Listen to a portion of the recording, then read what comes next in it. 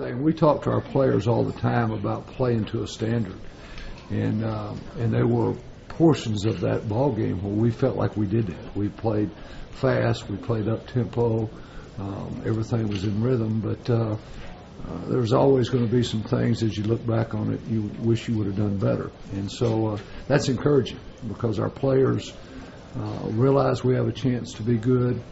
They want to work towards that standard. Because each week, as the competition gets better, you can't have those mistakes and be successful.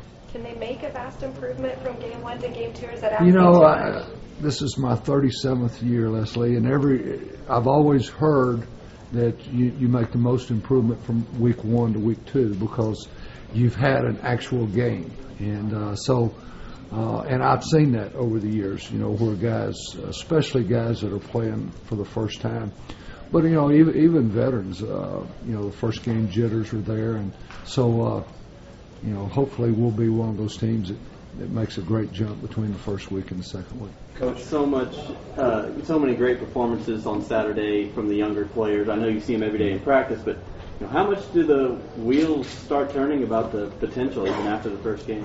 Well, you find out guys that you thought were going to do that. Marquise Goodwin, he's got great speed and has caught the ball really well. Made a heck of a catch on a third down play for a first down, and then flashed his speed down the boundary. He was fixing to take that one to the house when the guy made a great play on him. Garrett Gilbert's had an excellent camp, but to see him go in and take the team right down the field.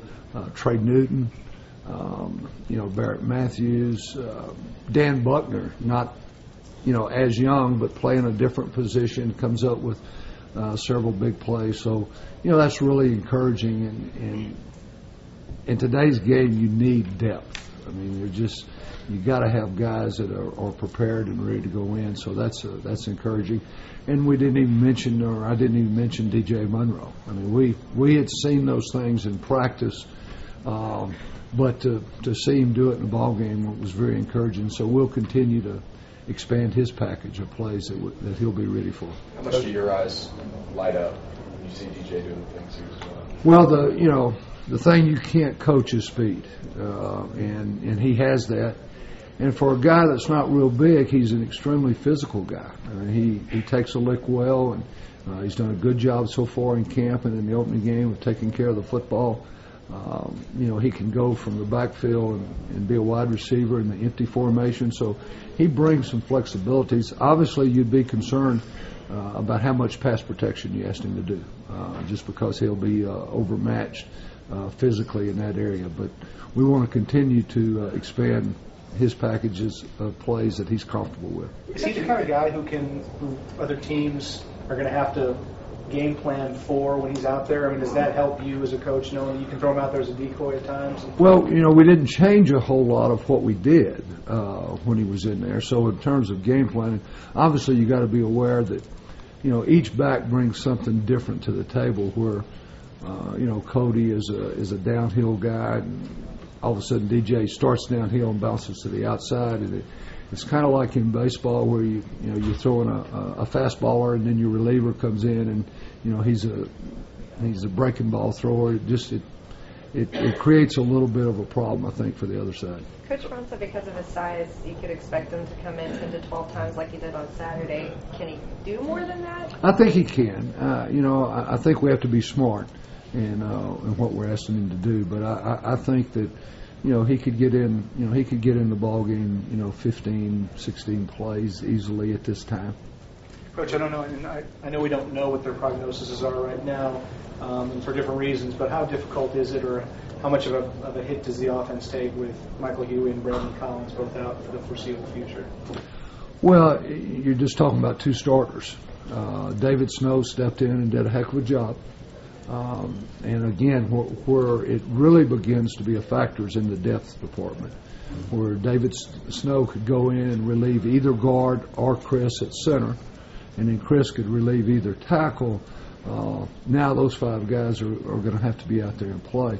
James Kirkendall did a heck of a job for us, had two big third down conversions in the slot position where Brandon would be, and but it's the depth factor, and it's the factor that they've been in the games. I mean, both of them have played on the big stage and performed well, and it's just one more guy that you can put in, and so it's a problem.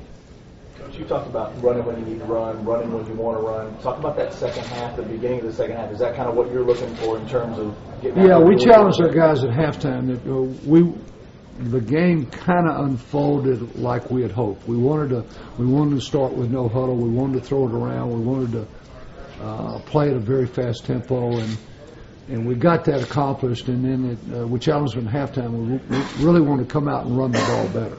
And so I was pleased with the way we were able to do that in the second half. I was pleased with the I formation.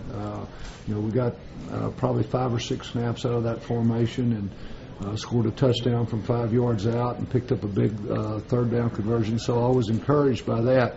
But yes, that's what we're looking for, is to continue to be good in short yardage and goal line, but to be able to take the air out of the ball if we want to. Last question. You guys talked about Vondrell having a nice camp. Were you expecting a little more from him in the opener?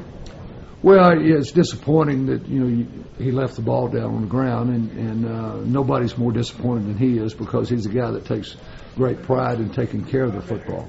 And but I think Vondrell did have a good camp, and I look for him to have a real good year. Was the chicken teeth at it again? Absolutely. Absolutely.